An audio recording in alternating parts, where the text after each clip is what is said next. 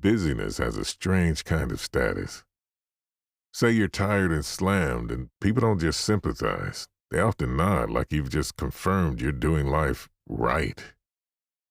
And that's the problem. Because the busy badge of honor isn't just a schedule issue, it's an identity issue. It's the moment exhaustion stops being a signal and starts being a personality. It's when "I'm busy" becomes the safest way to explain your worth. Today we're talking about what happens when exhaustion becomes your identity and how mindfulness helps you step out of that trap without giving up your ambition. Welcome to Wisdom from the Porch. I'm GP. This is Wisdom from the Porch. Let's be honest about the environment we're breathing in. A lot of modern life is built to reward visible effort, not necessarily wise effort, not necessarily healthy effort, visible effort. The person who replies fastest gets called reliable. The person who takes on more gets called committed. The person who never seems to stop gets called impressive.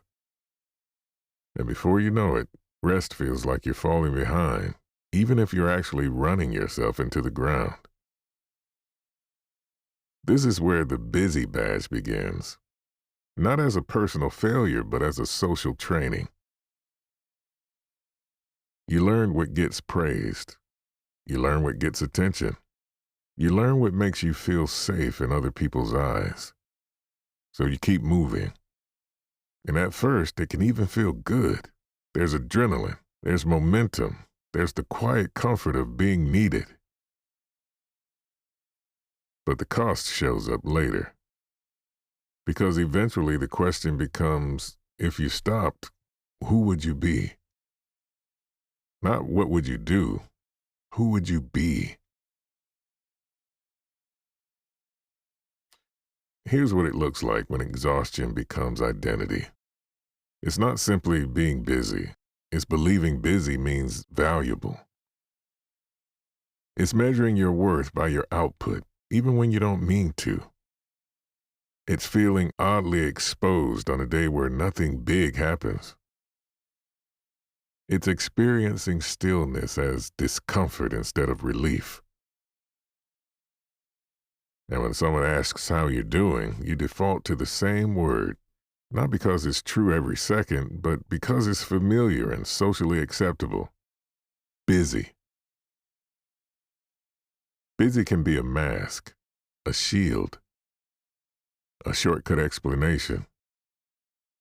It means I'm relevant, I'm responsible, I'm trying, I'm not wasting my life. And the deeper truth under all that might be, I'm afraid I won't matter if I'm not producing.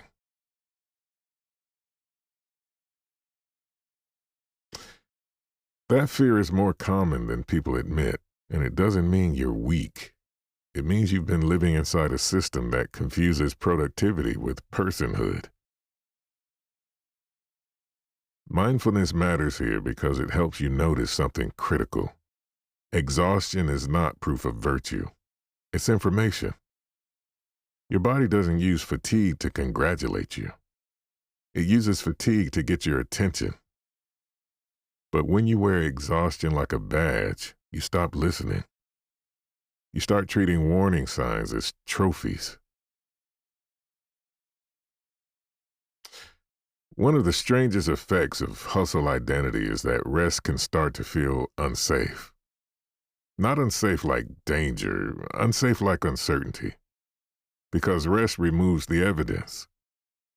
When you're resting, you can't point to a list and say, "See, I'm doing enough." When you're resting, you have to sit with yourself without the distraction of motion.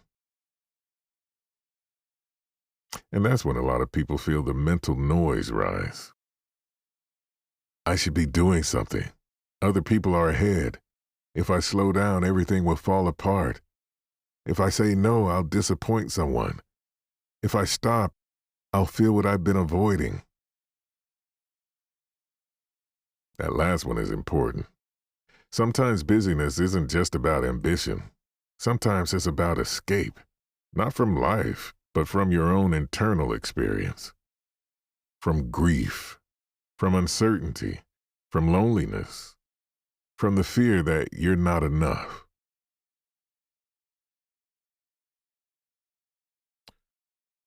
Busyness becomes a way to never have to sit in silence long enough to hear what you actually need. So mindfulness doesn't just say rest more. Mindfulness asks gently, what do you believe will happen if you slow down? And then it helps you meet that fear with honesty instead of more motion. Mindfulness is often misunderstood as being calm all the time. That's not it. Mindfulness is the ability to notice what's happening in you without immediately obeying it. It's the pause between the pressure and the response. The pressure says, say yes, do more, prove it, don't fall behind. Mindfulness says, wait, let's name what's actually happening. Because once you can name it, you have options. You can recognize the difference between responsibility and over-responsibility, commitment and compulsive proving, ambition and self-erasure. And this is where identity begins to loosen, not by force, by truth. When you notice you're chasing busy for approval, external or internal, you can start to ask better questions. Is this necessary or is this performative? Is this aligned or is this fear-driven? Is this work or is this worth seeking? Those questions aren't judgment. They're freedom. A lot of people resist this conversation because they hear stop hustling and assume it means stop caring. That's not the invitation. The invitation is to separate your worth from your work. Because when your worth depends on your output, you don't just work hard. You live like you're constantly auditioning for your own value. And that makes everything heavier than it needs to be. So what does a healthier definition of worth sound like? It sounds like, I have value before I do anything. My presence matters even when I'm not producing. And I can be a person, not just a machine. And here's the twist. When you stop using productivity to earn your worth, your ambition often becomes cleaner, more focused, more honest, less frantic. You start working from purpose instead of panic. You start choosing work that matters instead of trying to do everything that proves something. That's not laziness, that's clarity. And clarity is a form of power. So what does breaking free actually look like? It looks less like a dramatic life overhaul and more like a quiet shift you practice repeatedly. It looks like noticing the moment you reach for busy as a security blanket. It looks like allowing a small pocket of stillness without rushing to fill it. It looks like letting your nervous system learn a new lesson. Nothing terrible happens when I pause. Because if you've trained your body to run on urgency, calm can feel unfamiliar at first. But unfamiliar doesn't mean wrong. It just means new. So the goal isn't to never be busy. Life gets busy, okay? The goal is to stop using busyness as a mirror that tells you who you are. Because you are not your calendar. You are not your inbox. You are not your ability to carry too much.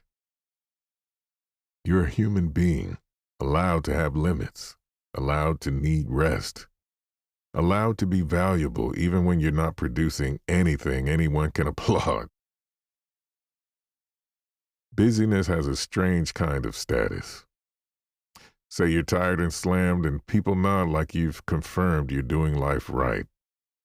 But the busy badge of honor has a hidden cost. It can turn exhaustion into identity. And when that happens, rest starts to feel unsafe. Not because you don't need it, but because you've been trained to measure your worth by motion. If you take nothing else from today, take this. Exhaustion is information, not a trophy. You don't have to earn rest by collapsing.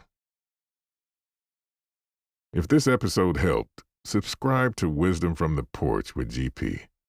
Leave a comment with one where you're reclaiming your time, and share this with someone who's been carrying busy like it's proof they matter. This episode was designed to help you choose presence over performance without abandoning your drive. And as always, thank you to Cloud Microphones for supporting these conversations. This has been Wisdom from the Porch. I'm GP. You're always welcome on the porch.